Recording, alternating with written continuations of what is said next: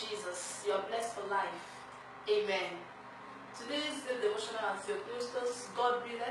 The topic says, who is your counselor?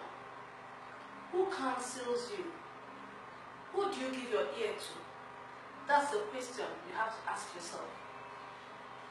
Read from the book of 1 Kings 12:8. The Bible talked about Rehoboam. It said, but he forsook the counsel of the old men, that is the elders, which they had given him, and consulted with the young men that were grown up with him, and which stood before him. 1 Kings 12:8. If you read down, first of all, Rehoboam was put on the throne to be a king. And there were people there who have always been there advising his father. I'm not saying that things must always be done the way it has always been done. There are times when God will need you to do things in a different way. But this time around, Rehoboam was wrong. Because your motive for choosing the person you have chosen to be your counselor is important.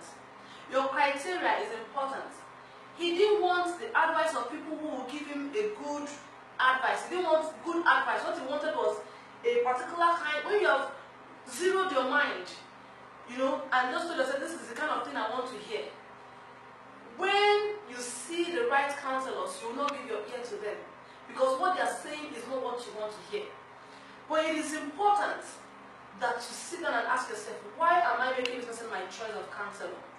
Rehoboam chose the young men instead, the advice of the young men, and rejected the advice of the elders. At the end of the day, what happened? He lost favor. He lost the favor that follows, choosing the right counsel.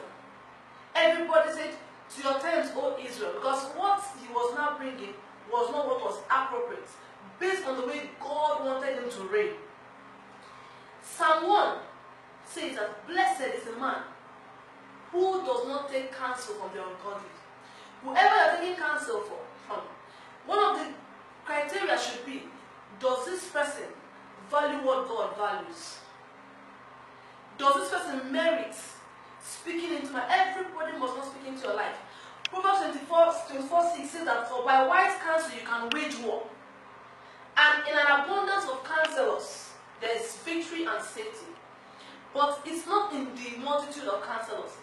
It's in the choice of who you have chosen to listen to. Paul said, I have many instructors, but one Father. It is important. You can have as many counselors as possible, but what matters there is who is the one speaking. What's the person saying? Mind who is advising you.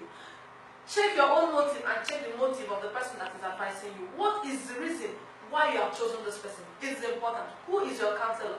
It determines a lot. It determines whether you will have victory or whether you will lose in life.